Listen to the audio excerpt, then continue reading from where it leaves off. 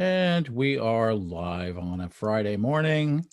It is KTLO. KTLO, keeping the learning on. We're here on a Friday, and we are actually missing one of our cohort today. We're missing Simone.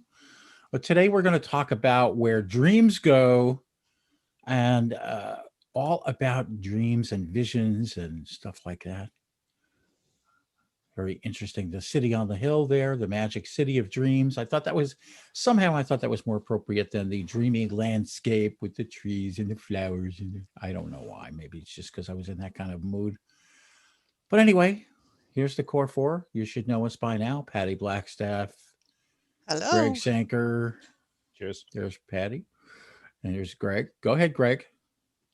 Hello. Say hello to the nice people. Hello, nice people. There you go. And Simone is otherwise occupied today. She's doing a training class today, so she couldn't be with us live. But we'll get there in a minute. There's our contact info should you wish to converse with us more. And we actually do have input from Simone today. We do have some input. Brought to you by the miracle of technology. One hopes. Let's see how miraculous our technology is today. It's always kind of, well, let's throw this one up in the air and see what happens. And but I'm going to play a little recorded. I'm an IT professional. Yes, that's what scares me. Anyway, we do have a recording from Simone, who's going to introduce our topic for today, and then we'll come back and converse. We'll ask some questions. We'll see how the day progresses. Where do dreams go? At the moment, a lot of mine are still sitting on my bookshelf. I've got a great collection of fairy story books belonging to my mom and my nana. And of course, they're favourites. I grew up on them. And many of my dreams were actually built from them. And of course, I've expanded that. I'm an avid sci-fi, fantasy, and historical fiction reader. And for me, reading was like being inside a dream. It was a way for a mental and emotional escape to cope with, and maneuver through whatever chaos was going on in their lives. And but I think that there's the other dreams. They're the ones that we were inspired by, our heroes or characters or people around us doing all sorts of amazing things. But those dreams were, unfortunately, sometimes we experience the put downs or but you're not good enoughs. And that came from various people, including, I recall, a couple of teachers, some of my early bosses, and so on. But I'm still a dreamer, and I ever will be, because my ability to imagine fuels my creativity. But it's more than that. The scope of my imagination actually deepens my perspectives. And in turn, that expands my capability. My dreams are a sustenance, and they help build my resilience. They're a way to explore the art of the possible. They're a way for me to adapt myself. They're very much a part of my third working principle, discovering possibilities. What I think is necessary to understand, especially as a leader, is we often long for that somewhere over the rainbow, that pot of gold at the end of it. But there's those pesky leprechauns to deal with, and they're quite tricksters. I wish I was talking about the Baileys and Guinness version of leprechauns, unfortunately not. These little fellas play games with us. And you'd think, considering that their name is associated with the old term Lethbrogan, shoemaker or half shoe, that these guys are supposed to be our perfect companion, keeping our broke souls well healed on our journey to becoming who we want to be and what we want to do. But I think what happens is that we're so busy trying to capture these guys and find our fortune, when really the actual location of that is a far more natural phenomenon. It's something that's inside ourselves. It's in our own nature rather than externally. So I think the warning is against the greediness for wanting things to happen so fast that our nature cannot keep up with it. That, we can lure ourselves into unsuspecting situations and allow ourselves to be led astray. Dreams go off when we really want to bring them closer. Look, I'm just posing some wayward thoughts and concepts about what I'm thinking and feeling when I wonder where our dreams go. So at the moment, I'm now going to turn this over to wiser and more experienced minds of my cohorts here to continue the conversation. And I'm really looking forward to hearing what you share. This is perhaps a first that I can pause Simone mid-thought and just hold her there.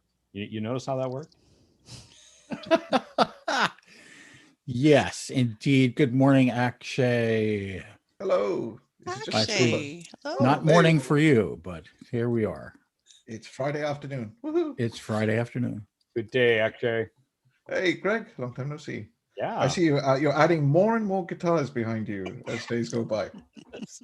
That's the way it goes, isn't it? This It is is. It is. this is getting to be a competition now. As I talk to people on Zoom, anyone who plays guitars has multiple guitars behind them. So I'm going to have to open the closet up and drag some.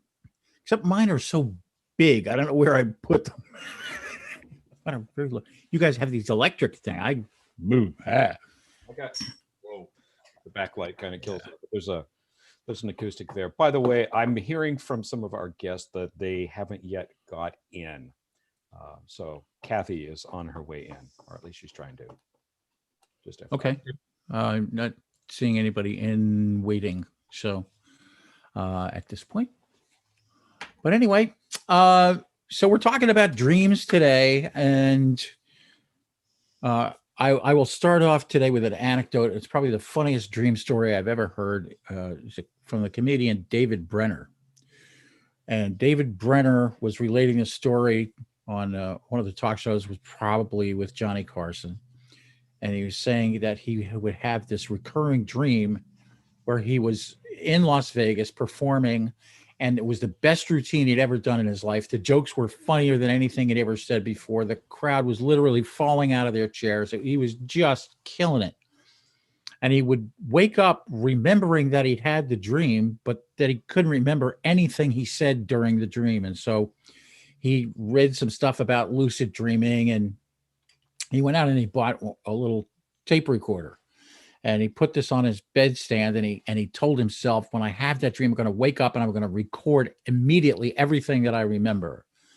And so one night he has the dream, and he reaches over, he grabs the tape recorder and speaks everything into it that he can remember, feels better about the whole idea, goes back to sleep, wakes up a few hours later, remembers that he recorded it, grabs the tape recorder, rewinds it, plays it back, and it says, Brilliant.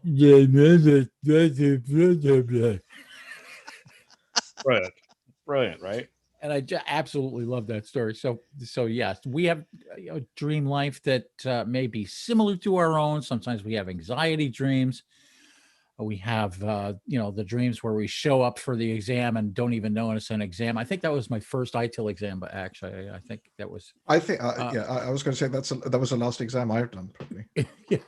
Or we show up to class naked, or something ridiculous happens and it embarrasses us and we're unsure of ourselves. There's those, but there's also aspirations.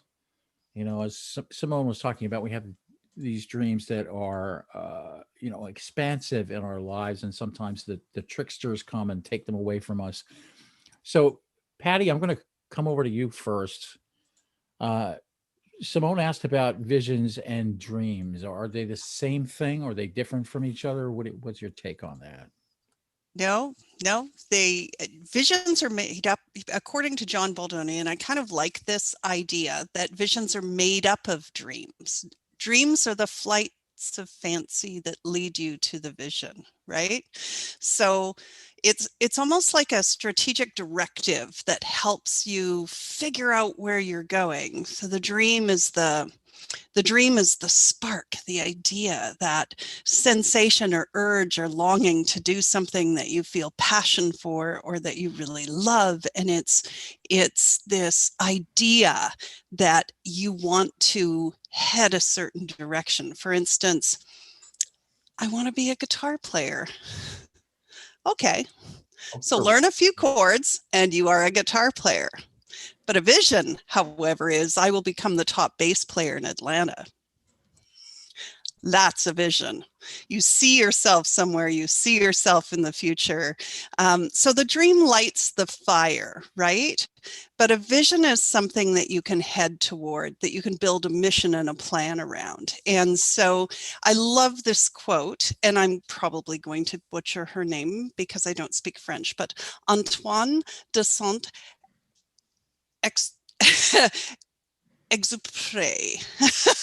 I think Where's is the moment you need now, right? okay. Very close. So there's a wonderful quote that she has that I just have always loved, and I've always kept it nearby. I should have learned her name earlier. If you want to build a ship, don't herd people together to collect wood and assign them tasks and work, but rather teach them to long for the endless immensity of the sea. A vision helps us understand the longing, the plan, how we're going to get there is the plan, but the vision is that sight in the future, that future directive that our dreams can head toward. That Well, that wraps up today's episode. yeah, we're done. If you want to find out more and you don't have access to French philosophy books, I would also suggest you listen to Rush's excellent song called Mission off their album. And now I'm blanking on the album. I'm blanking on Rush, but there's a song called Mission, which Neil Peart wrote, and the lyrics go something along the lines of "A spirit with a vision is a dream with a mission," which I thought was a very poetic and beautiful way of putting it. Love it. Thank you. There you go. A long ago, and I'll just throw this in. A long time ago, somebody that I respect a great deal said, "A dream is just a dream until you put some plans to it." And Patty, you kind of resonated on that. When you start adding those details, not just, I want to play guitar, but I want to do this specifically, that. And so you start putting your plans together to move you towards that eventuality. And I think dreams are great, but I think visions become action, I guess. That's a really good distinction, Greg. Dreams may or may not. We think of dreams as having a life of their own, and they either come true. We say that dreams come true, or we've achieved our vision. So they're kind of two different things. So, Patty, you focus on organizational leadership. So does having a vision, does that really matter? Yeah, we ourselves in an organization are a system, and we belong to other systems. So those are our team. And then the greater system, which is outside of our team, those interdependent, folks that we work with in different departments. So we belong to a bigger and bigger system. That larger system, that organization, without a vision, then has a great big box full of dreams that are all heading in their own directions. So, and there's good visions and there's bad visions. There is a couple I'm going to example for you that really show the difference between a good and a bad vision. So a vision that's really good inspires people to go a certain direction, and they wrap all their own individual dreams up to get there. Like Nike, we're going to bring inspiration and innovation to every athlete in the world, right? Or Oxfam, a world without poverty. That's a vision. That's something you can feel. It's emotional. You can see it. You have the ability to make decisions around it. Everyone in the organization, when they come to their boss or their leader, they can say, I have this really great idea. And the leader can say, will it get us here? Is this where it's going to take us? Because otherwise it might be a great idea, but it's not one we can use, right? Some bad visions are typically, we're going to tell you who we are. KFC, to sell food in a fast, friendly environment that appeals to price-conscious, health-minded consumers. That's not going to get any one of their employees encouraged or excited to head towards something. Or how about this one from a private accounting firm? I love this. We do public accounting.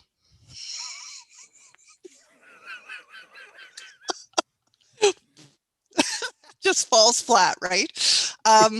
But I think the best here that really talks about who they are as opposed to where they would like to go or that future state of themselves is Albertsons. To create a shopping experience that pleases our customers, a workplace that creates opportunities and a great working environment for our associates, and a business that achieves financial success. Well, they just pretty much described every business and the mission to the stakeholders, but they absolutely did not create a vision for their employees. So it's about the future, right? It's about where you're going. It's this emerging future picture that strikes emotion and everybody can get together and rally around it, right? It's often a good vision is where dreams get realized, and a poor vision is where dreams go to die. It depends on whose dream it is. What's I'm that? sure, it depends on whose dream it is. I mean, somebody who's focused on just the numbers is probably going to really love the KFC vision that you mentioned. So the idea of a vision, though, isn't about me, the leader. The vision is about inspiring others to do wonderful and great work, right? I love the visions, and these are very common. That are, Patty, as you know, mentioned about the one you just described, every business, the ones that describe absolutely nothing. Uh, you know, we help people. Have you guys, Okay. maybe it's just me, but have you ever been through one of these sessions with an organization whose maturity is fairly low and you just want to throw out sarcastic comments like, I know, we create a workplace where everyone can make a contribution like every other organization on the planet. That's not inspiring. That's like, and I've been guilty of suggesting that after 4 hours of that, we might have been better just to Google it, inspiring mission statement for my organization and pick one, just, whatever. And I don't mean to sound cynical, but to Patty's point is it's not inspiring. It doesn't get people out of bed in the morning and out the front door and say, I love what I do. What I do is important, and I buy into this thing. Simon Sinek, everybody quotes him, and as much as I claim that I don't really particularly like him, I quote him in just about every episode. He said, people don't buy into what you do. They buy why you do that. They get on board with why is it that you do this thing that you do? And a couple of those, Patty, that you pointed out, they were the what's we do, not why we do it. They're what we do. So is it fair to say, Patty, that a good vision is aspirational and inspirational?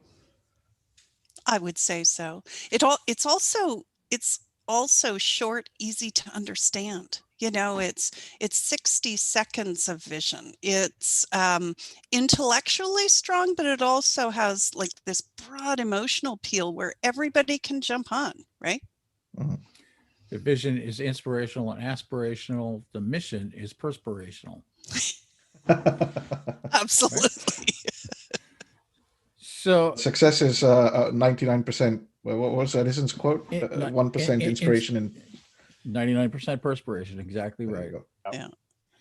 The Ernest Hemingway, who says writing is applying the seat of the pants to the seat of the chair. That's another one that I really like. So Greg, do you think everybody should follow their dreams? Wow, that's a really popular saying. Follow your dreams, and you'll never work a day in your life, and blah blah blah. But some people say I want to write it. I mean, ask people, what do you really, really want to do? Put that aside. There was an episode of Frasier where the local newspaper erroneously posted that he had passed away, and kind of summarized his life. And you read that, and you thought, wow, if that were the summary of my life, I didn't do the things that I really want to do. So he starts training for a marathon. He starts writing a novel, and he's planning his trip to, to Europe, to whatever.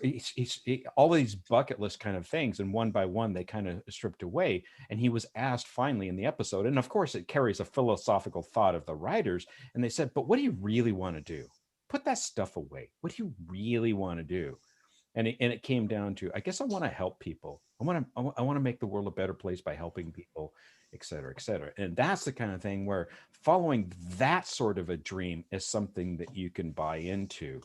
I wrote about, you know, a concept that I called never scratch Yahtzee, which apparently went missing on my international audience. But the game of Yahtzee is where you roll dice and you get these different combinations of dice.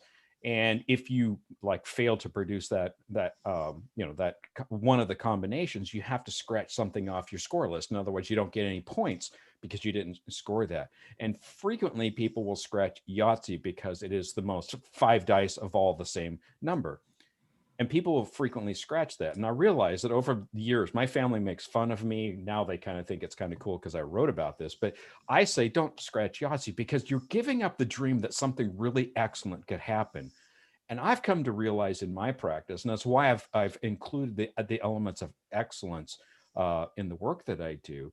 I've come to realize that a lot of people have just been beaten down and they give up on their dreams. They give up on the idea that I could do something significant. And I talk about, when you're kids, a lot of us wanted to be astronauts, and you grow up and you realize that for various reasons you don't have, what it takes to be an astronaut, through no fault of your own, and no amount of dedication and hard work is going to change the fact that you have poor eyesight or whatever those things are, right? But that's not the end of the dream, because the dream, I believe, wasn't to be the astronaut. It's to be a bold explorer, to do things that other people haven't done, to boldly, move in a new direction. And so for some people that turns into, I'm going to be an aerospace engineer, or I'm going to be an engineer that builds things that make the world a better place, medical products, services that heal and help people. Or maybe it's, I'm going to be a high school teacher to aspire other people to pursue their dreams and get the skills that they need to go forward. Or maybe I'm just going to be a good dad that raises my daughters to say, you can do anything that you want in this world. Don't let the world put its limits on you. Pursuing your dream is something that is much more fundamental than, well, I'm not going to be an astronaut, so there goes that dream. And I hate to see when we simplify a complex inspirational topic like dreams and pursuing them down to a bucket list or a checklist of items that I either did or didn't reach that dream. So, Greg, I'm going to come back to a couple of things that you said. When you started off that segment, you said that every kid wants to be an astronaut, but then at some point maybe you realize that you can't be because of whatever. And then you also said that you want your daughters to believe that they can do anything. How does that fit together? That's something that I've always kind of struggled with when I talk about things like this, because at some point in my life, probably after proving over and over again that I was a horrible baseball player, I realized that I was never going to be in center field at Yankee Stadium. It was not going to happen. I just didn't have that capability. How do you make that without going into complete emotional collapse? How do you absorb that, and how do you transform it into something else, do you think? So I have a couple of those. I read those scholastic books here in the US. They would, like, every couple of weeks they'd sell books, and they were really heavily subsidized, so they're cheap. And I bought Hammerin' Hank Aaron, of the Braves. And I wanted to be Hank Aaron. That guy was the coolest guy, and he had just had such a track record. And when I joined baseball, the fastballs would go by me so fast that I didn't even get my bat off my shoulder. I was like, holy cow, these guys are playing for keeps. I didn't have it. I wanted to be Johnny Bench. I was a great catcher until I played in a game and realized these guys are way beyond my skill, right? The way they're reconciled to me is, I want people to mentally prepare themselves for, I can do great things and I'm willing to work hard to pursue them. And that's a state of mind. That's not I want to be like Hank Aaron or Johnny Bench. or AJ Foyt, or what's his our good friend, Formula One gentleman that I just completely split my mind. It's a way of thinking, and the belief that you can do things. And I think the other piece that increasingly is becoming important in our world is the resilience to overcome those obstacles, that you don't tie your dream to one specific way of achieving it. There's lots of ways. But Henry Ford famously said, whether you think you can or you think you can't, you're right. In other words, when you put your frame of mind to, I can't do that, you won't. You absolutely won't. And that's what a dead dream is. A dream that's gone to die is when you believe that you can't do something excellent. So the better statement would be to convince ourselves that we can't scratch Yahtzee. Yeah. Moving right along. I'll post the link to that article. It's a really short read, and it opens up some interesting thought. And I've gotten some interesting emails from folks on that article. So Patty, you do coaching, and so in this situation where somebody has a dream and it may or may not, to them specifically, may or may not be attainable because of the physical requirements of it or something else. How do you advise people to chase their dreams? How do you handle that kind of a situation? So I'm going to start by telling a little story. When I was a teen, I convinced my parents to send me to a town that did, it was a small town in Alberta, but they had started building up this wonderful opportunity for kids to be part of a drama group, right? So they had everything involved. So it was an entire summer thing, and we went and hung out. In fact, one of the people that I went there with became a world famous choreographer for Michael Jackson, Janet Jackson. His name is Sean Cheeseman. We had this wonderful summer of acting, and it was my dream. I was going to be an actress. No matter what anybody said, that was my shtick. I was on, right? The thing is, all of those things that are attributes that I hold that allowed me the opportunity to feel like I had that fire, that sensation, that urge or longing to act, I'm using today. I'm on this call with you people. I have prep to do. There's work to do it. When I facilitate, I have to work extremely hard to be on, to be in the room. I have all of the improv practice that we did at that drama camp is being used. So it's really, truly understanding the attributes. Now, do I advise people to chase their dreams? Here's the deal. You can follow your passion, as people say, but it's not really the passion that you're following. There is a caveat. Ralph Waldo Emerson said, dare to live the life you dreamed for yourself. Go forward and make your dreams come true. How you make those dreams come true matters. So when there's few realized dreams without this long slog to get there, right? Don't be fooled into believing that passion means it's going to be all fun and all joy and it's going to be easy, because it isn't. Just because you're good at it doesn't mean it's not hard work. So when someone says, should I follow my dream? I have to say, what are you willing to do? Right? That's the question. What are you willing to do? And what are you willing to give up? What are the attributes about you that really fit into that dream? For instance, you can say, I want to be an artist. Okay, draw something. You're an artist. Congratulations.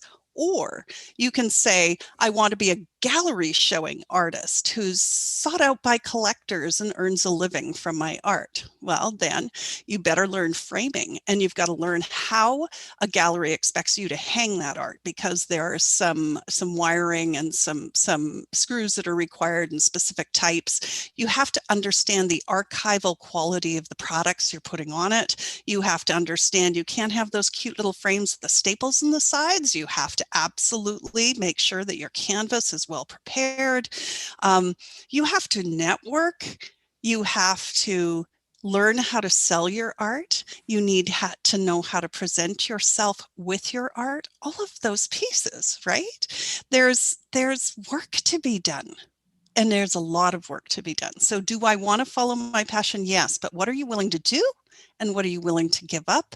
And what are the attributes inside yourself that are really calling on you for that dream? Because there may be 2 or 3 other things that you can do to get there. Oh, I was thinking, as you were saying that, I was thinking through the processes that I went through to uh, before I decided to become a professional musician, and a lot of it involves um, life circumstances. Right? I didn't start out as a kid thinking when I started playing music very very young. I just started just tinkering around on the piano that we had. My older brother, who's about 10 years older than me, was trained as a classical pianist, so I used to hear what he was doing, and I'd go over and try to pick some of the things out that I was hearing, and then I decided that I wanted to play guitar, and uh, was not allowed to do that, um, and wasn't allowed to play the piano, so I was given accordion lessons. Woo! Popular stuff, and but it was a start, and so I decided that I would do that, and then I went on through my academic life, and then I didn't decide to become a professional musician until I was in my mid-20s, which is very late in that profession. Um, but uh, you realize that there's an awful lot that goes into it that you hadn't thought about, as you were saying, Patty. There's a lot of prep work. I used to get a kick out of people who would say, "But you only work like 3 hours a day." I mean, yeah, okay, Yeah. right. You live in that dream, pal, because where I come from, it took me 3 hours just to get here. So, but anyway, Roy, I'm reminded of the quote. It's amazing how much good luck and good fortune falls on those people who have worked really, really hard. yeah, I and don't know who to attribute that quote to, but it's a common one. that thought was captured very nicely by my friend Mark Oakes just the other day on LinkedIn. He posted an article about how opportunity happens and the preparation meets the opportunity, and then you can develop success from that. And he's a hardworking guy. So Akshay, you have joined us this morning. Thanks for popping by the way, and you've been listening to what we've been talking about, and I'm sure that you're developing your thoughts on this topic. And please share with us what you're thinking as we're talking about dreams and visions and so forth. Sure. First of all, I'd like to say that I just found out that people actually prep for this call, which is probably why I sound like I've got my foot in my mouth half the time. Hardly. So a couple of things that Patty and Greg were saying struck off some thoughts in my head, and I want to tie some of what I've seen in a professional environment with what I and hope probably many of our audience are also going through, and that is bringing up small children. Now, I'm not saying our colleagues are small children, but as a father to 2 small children, I do see some parallels in how I have to deal with small children or explain things to small children. And I actually do find that my communication skills have changed. They've evolved to the point where I can have similar conversations with my colleagues in the profession, in a professional setting. The thing about following your dreams, it was a really interesting thing. I think when I've been talking to my girls about following their dreams, there's 2 aspects to it that I try to explain. And for the record, my girls are 9 and 6, so I don't use this kind of language talking to them. I have to find different words. But there are 2 things I try to explain to them. The first is to acknowledge the dream. Very often our dreams, our aspirations go unacknowledged, or we are acknowledging the glamour of the dream rather than the dream itself. So, we're acknowledging the glamour of being an astronaut, not the actual dream, which is I want to be an explorer, or I want to be famous, or I want to do things that very few people in the world have the capability of doing. So, understand what that dream is, acknowledge the dream. The second is to recognize that having that dream is, at some point, you're gonna hit the reality of the world that we live in. So what I try to encourage in with my girls, as well as in a professional context, is to be prepared to take the first step. Now, you might take that first step and then realize, you know what, I've just put my foot into something horrible. I don't want to go down this path anymore. But you've at least tried, right? So, I mean, going back to what Greg was saying, you tried to be a baseball player and you found that it wasn't something that was suited to you, but you at least tried.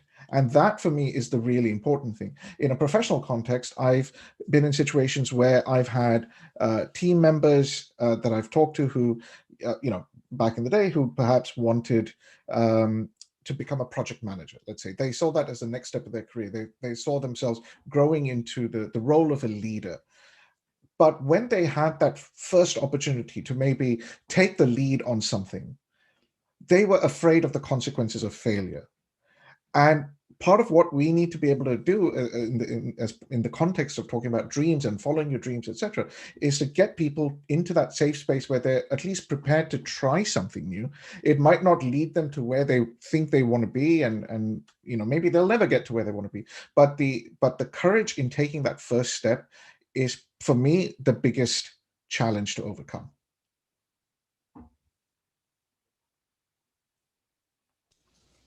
You're on mute. You're on mute, Roy.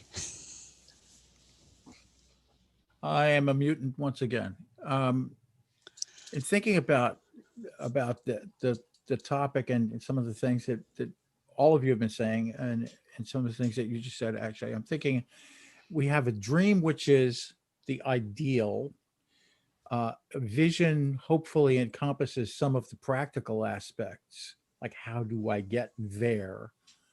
What people see is the outcome. What people don't see is the work that gets there.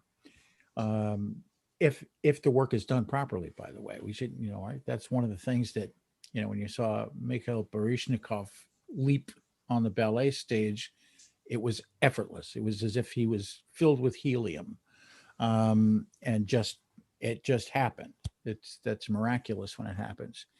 Sometimes reality impacts the dream that we have. Like my little aspiration to become a racing driver. First of all, most of the drivers that I ever met or talked to or dealt with were half my size. Second, the car that I was supposed to be driving, which I actually could fit in, was supposed to be driving in my next iteration of getting out of little British cars and going into something more powerful, was a Ford Mustang, and the owner of the car, thankfully it was the owner of the car, demolished the car by hitting the wall at Watkins Glen, and that was the end of that. But in any event, sometimes the practical and the dream collide, and then we're left to deal with whatever unfortunate circumstances happen afterwards. So that's where the resilience comes in. And Greg, you were talking about resilience a little bit. You want to pick up on that theme and say how that plays into this? I do, and there's two applications of these two things, and I'm finding this is to be kind of insightful in leading organizational change, in equipping digital leaders. Is there's organizational agility, and I'm not talking about agile software development and all that. I'm talking about organizational agility, and the other is organizational resiliency, and it applies to me personally. That applies to my kids, and it applies to organizations that I'm operating in. So agility is that ability to sense a change in context or circumstances and making appropriate decisions about what does that mean. Not necessarily a reaction, because the sooner you can see it coming. I was like, Roy, you'll love this. It's like I read a thing that the difference between driving 65 US miles per hour on a freeway is very different than driving 200 miles an hour on a raceway, where your decision times are just almost, it's like me with the fastball, right? It's like the bat still on my shoulder when the ball is in the catcher's mitt. It's like you have to be more agile to operate at that speed. But there's also a resiliency, and I think actually this kind of speaks to one of the things that you were talking about, is like So let's talk about guitars. One of the things that aspiring guitarists do, they go down to the store, they buy a cool looking guitar, and they go home and they start twinking at it, and then their fingers start hurting and they start bleeding, and then they stop and they never go back because they can't overcome the reality. So a resiliency, because when I did that exactly that with a guitar, and I never became professional with guitar for lots of reasons, not the least of which is people voted no. And they make lots of requests when I play, and I played anyway. But I was so focused on, I wanted to do that. I had a passion for it. I didn't care. I mean, like I prided myself in having hurt fingers and blisters and calluses built up, right? So the resiliency is a little bit of not just I can overcome things. Because Patty, you and I have talked about this for a long, long time. Is some organizations have that sunk cost idea. It's like, no, this is the plan. Keep with the plan. Keep going. So you have to know when to keep going and when to say, okay, this isn't working. Let's change and let's go forward. And I think that's that kind of that resilient thing. I think those two have to go hand in hand. I believe you heard it here first. Greg Sanker is you can't have agility without resiliency. They go hand in hand. And I think we so often focus on we got to move fast. We got to do more, faster, better, stronger. And we don't think about the underlying supporting thing of resiliency. I see Patty's got her hand up. I got my hand up. I'm just like me. Disagree with everything I say, which will be awesome.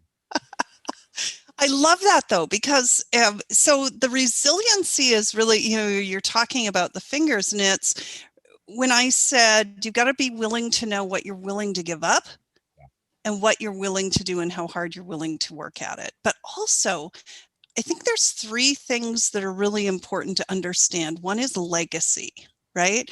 So if I have this dream, and Roy, I'm going to correct you on vision, because you said vision is how you get there. It isn't. Vision is the future thing. Mission is how you get there. The plan is how you get there. So I'm just going to throw that in a little bit. But legacy is a dream realized by understanding who I wish to be. And you kind of mentioned that when you talked about the what you're leaving behind, what other people can understand about it. But I think if you combine three things: legacy, mastery, and freedom. So we've talked about how hard you have to work, and that's mastery, right? It's not just how hard you have to work to get there, but it's, can I be so damn good I can teach other people to do this thing too? Because then that becomes the vision realized. But if I can't, if that's not where I'm going to go, can I still enjoy this thing? Can I still not become the famous, guitarist in a famous band, but can I still play that guitar and enjoy it and have joy with it? And so there is a defining moment there where you need to do that. When it comes to freedom, you have to realize that if I'm going to take this all the way, is it going to support my life? And that's the reality that Akshay brought in, right? Is this going to absolutely support my life and give me a living so that I can enjoy the mastery and I can then leave that legacy? Peter Hawkins talks about grandparenting and gardening. When you've reached somewhere, are you the grandparent that shares what you've done with others because you got there? And what are you gardening? What are you doing along the way in those little tiny moments to have that harvest, right? And I love that because it really speaks to the heart of your dreams. So the dream is a flight of fancy, yes. The vision obviously is going to take us somewhere, but I think you need legacy and mastery and freedom to really think about it and help yourself and others shape their way to that direction. Patty, you mentioned something that reminded me of a story of a master, and I'll do a linguistic thing here first. In English, we say practice makes perfect. In Spanish, we say la práctica es el maestro, which is practice makes the master. And that's a different way of looking at it, isn't it? we're not trying to be perfect. We're trying to master something. It, I love that idiom in Spanish. But I'm my friend John Reagan, who is a preeminent bass player, but very well known in the studio world, and played with Peter Frampton for a long time. And John and I were talking one day, and he was thinking about this particular request that he got by a very prominent producer to come and do a studio date. And he was interested in doing that. He had worked with this producer before, and he wasn't intimidated by the artists that he was going to be working with, who were really very well-known household names everywhere on the planet. You absolutely know who these people are. But what did worry him was that 4 bass players had gone in to do this part before, and all of them had not been accepted by this producer. The producer had said, "No, I'm still looking for it." And so I didn't see John for a few weeks, and then I did see, we were having a beer together one night. He had stopped in to see me play somewhere, and I was sitting down having a beer with him afterwards. And I said, "So what happened? How did it go? What's the story?" And he said, "Well, I was, a little bit nervous about it, and then I was there, and I looked out of the control room, and I said, if I can't go out there and have fun for 3.5 minutes, I need to find a new line of work." And I reminded John of that a couple of months ago, and he didn't remember saying it. And I've used that story many times in presentations that I've given and so forth. You have to enjoy, to a certain extent at least, you have to be able to tolerate what it is that you do. If the work is intolerable, it can be tragic in your life. We've seen people driven into, addiction and other bad outcomes because they can't tolerate their work. They have to get through it by using artificial means, and that's never good. But we do have to enjoy it to a certain extent. So how does that enjoyment bolster the resilience that we have? Is that where the resilience comes from? Is it being able to enjoy it for, go out and have fun for 3.5 minutes? What's the scoop? Patty, what do you think? I think it's part of resilience. I think that we're more apt to stick with it when we feel like we are getting something out of it, right? There's a bit of a win there, but I think resilience is bigger than that. And it's too bad Simone's not here, because she does talk a lot about resilience, and I know that she has much more eloquent, articulated ways of digging into resilience. But I think that we have this attitude inside of ourselves. So you are someone who is either apt to give up easily or not. You are willing to experiment or not. Actually said it beautifully when he talked about his kids and how important it is to understand that it's okay to have fun and tinker with it. Some of the best riffs guitars players have done is because they were tinkering. They were just investigating and playing, and suddenly it came about, right? And it was pleasant to the ear and pleasing, and it was fun. They really poured themselves into it. Some of the best art I have ever done has been when I've been willing to take paint and go outside my comfort zone. And some people are more apt to do that, and other people have been raised in a situation, and we see this in the workplace all the time, where any amount of investigating off the norm becomes a hand slap or a shutdown or a put down, right? And actually, let's talk about that. Where do dreams go to die, right? Like it's important to really understand what we do in the workplace to help people move forward. Have you ever been around, the answer is yes, but been around somebody who's just a dream crusher or just a soul crusher? And it's like, I want to do this. And it's like, dude, just work until 5 o'clock and go home and do whatever you want, right? But it's like, we spend so much of our lives at work or in a work context that if we're not having fun, if we're not able to do good work and feel good about what we're doing, you got to ask yourself what you're really, really doing in life. And so working in an environment, or for leaders, creating an environment that's not soul crushing and dream crashing, and destroying humans and their desire to do great things. It's a remarkable responsibility. I once had a team lead ask me, it's like, why do you talk so much about excellence? Why does it matter so much?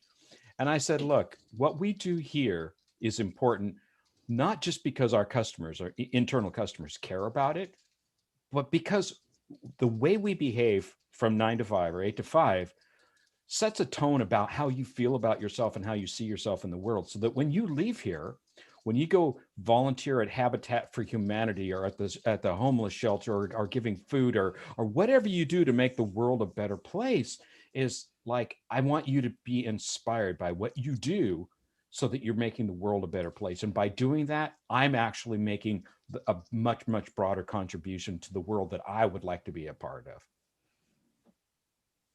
Actually, what do you think? So it was an interesting question that Patty asked. When where do dreams go to die? Um, those of you who know me know that I'm a deep cynic. So my that'll probably inform my answer. Dreams go to die right from childhood, but children have that emotional. Well, most children have that emotional resilience to be able to dream differently or dream bigger.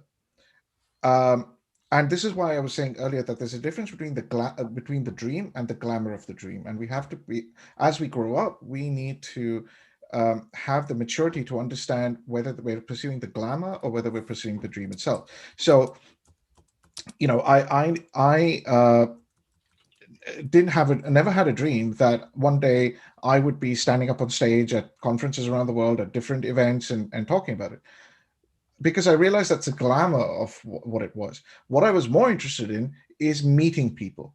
Now, the very selfish part of me realized that my dream was actually to be able to tell other people what my opinion was about certain things. Hence, I take part in these sort of broadcasts. So, it's there's a difference between understanding the glamour of the dream and the dream itself. But the cycle of having dreams and seeing dreams die starts at childhood, whether that's my daughter realizing that she'll never be a concert pianist, whether that's my daughter's realizing that they're not going to get the top marks and they're not going to go to the next sort of top university. In some cases, I would argue that those dreams are ultimately destructive, because you're setting yourself higher and higher bars with the expectation that you will achieve them, only to have your soul crushed when you actually can't achieve them. Right. So we've got to start to think about the emotional maturity, emotional resilience, to understand what's the dream and what's the glamour of the dream.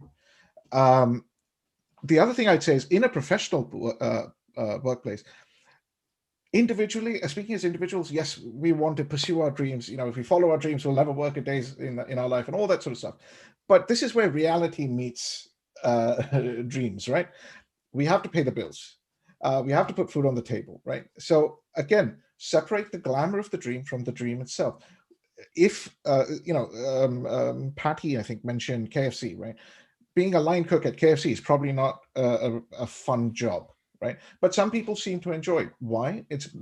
My hypothesis is perhaps they're not tied into the glamour of their dream, but they've identified that working there fulfills a specific need. And at that moment in time, that is their dream. You can also have very enlightened companies that give workers the freedom and the space to be able to pursue something that's just totally off script, right? Google did that with their 20% back in the day. And the serendipity that it led to has then led to other avenues of revenue and business success and business agility and so on. Not every company is going to have the freedom to allow staff to do that. They're going to be under tight deadlines. They're going to have, funding constraints, whatever it might be. And so you've got to also be able to understand the reality of the environment you're working in. And if to Roy's point, if you can't find your 3 minutes of fun, whatever that fun whatever shape or form that fun might take, it might not be what you went in thinking it would be. But if you can't find that 3 minutes of fun, then you're in the wrong environment. So But realize that fun might be a completely different type of fun. Sorry. I would combine that with what Greg always says. And what Greg always says is, if you're going to do something, you need to pursue the excellence in it, and then you will find it enjoyable, right? Yep, that's exactly right. Yeah. This is an exciting topic to me. And Well, you don't want a whiplash scenario either, Patty, do you? You know, is any guitar player with some group? Never mind. Actually, I think, you know, a self-prescribed, described cynic is probably not realistic for you. I think you're being overly critical. Here's what I think. I think you're a realist. And, you know, starry-eyed people going around going, I want to pursue my dream, and my dream is to blah, blah, blah, blah, blah. It's like, that's not realistic. And I've operated at the executive level in an organization, and there's a lot of dream killing that happens there. Guys, we got to deliver.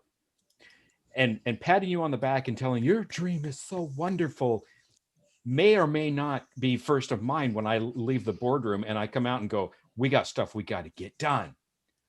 So the resilience factor is, how do you, just like the line cook at KFC, not that that's a bad job, but like, what is my dream? Do I want to help people? Then the way I hand my product to the next person on the line to hand it to the customer matters.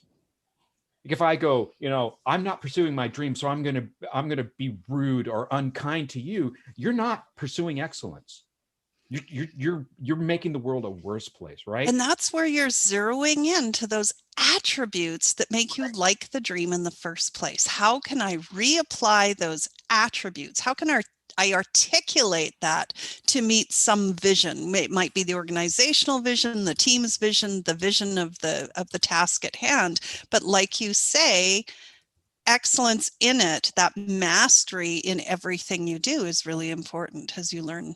You know, we've heard stories, and I wish I could name names right offhand, but I wasn't prepared for this. But, you know, professional athletes, football players, whatever, who have had a career-ending injury, possibly early in their career when the sky was the sky was the limit for them, and they've been crushed, and they've spent every waking moment from childhood through college to be a professional athlete, and that's over. And you watch, in some cases, them struggle through, now what? Now what do I do? And you see stories of ones that elevate themselves and pursue excellence by being an inspiring coach, by being a motivational speaker, by encouraging other people, by uplifting people, by visiting people in hospitals, or you name it. There's a myriad of ways. But if your excellence is tied to, I must do this one thing, and that's robbed from you, then you're faced with a real challenge. And only you can answer that is, what was the dream? What were those underlying attributes that made it so glamorous to me, that made me want to go about it? I'm going to wind us up here with three quick ones. First of all, Greg, you just made me think of John Register. John, who is a professional speaker, and he's an advisor to the Paralympics Committee, the U.S. Paralympics Committee. The reason for that is he was a very high-ranking collegiate hurdler, and one day missed a hurdle, and it damaged his leg so badly they had to take it off, and he's got an artificial leg. Really an amazing guy, but he has channeled that into working with the Paralympics Committee. But a lot of times our dreams aren't necessarily bound up with our work. Our dreams are something else, and I think the previous generations were very good at this. They said, I will go to work at this factory and go through all these hours and this drudgery so that my kids can have a better life, or that, their dreams are not necessarily bound up with their work. And at one point back during World War II, my dad was the foreman of the machine shop at Eagle Pencil Company, and Eagle, bit massive at the time, producing most of the pencils that were consumed in the United States anyway. And he marveled at the women, and they were all women, who packed the pencils in the boxes. It was all done manually. They would reach into this trough as the pencils came off the assembly line. They were, shaped and cut, and all the things that had to happen, dropped into this bin. And these women could reach into the bin with one hand and pull out a dozen pencils. and know immediately if they picked up 13 or 11 by mistake, and make the correction, put them in the box, close the box, and go on to the next handful. While they were doing that, they were discussing their kids, what they had for dinner last night, what they were going to make tonight, exchanging recipes. They were talking about completely unrelated things while they were doing this incredibly mechanical operation of packing the pencils in the boxes. They were there to provide for their families. Their enjoyment came from discussing with their coworkers their lives, right, and what their lives were really about. And so sometimes the dreams and visions that we have aren't directly related to the work that we do. There's something else, and that's okay. It's not necessary. I don't think for people. Certain people, they're joined at the hip, and they have to go together. And then now I'm going to give you the punchline. And the punchline is that what I want you to do after this is go find, either on YouTube or on Apple Music or whatever it is that you listen to, go find David Bowie and Mick Jagger's recording of "Dancing in the Street." Listen to the bass line and realize that's John Reagan having 3.5 minutes of fun. And first take, by the way. And we are here thanks to Akshay for joining us today. Simone, let's all wave to Simone, who couldn't be with us today because she's otherwise occupied, enjoying that part of her dream and doing some training. And we'll be back for KTLO episode. What is it going to be? 49 next time? Something like that. Episode 49. Unbelievable. How does that happen? And until then, KTLO, keeping the learning on.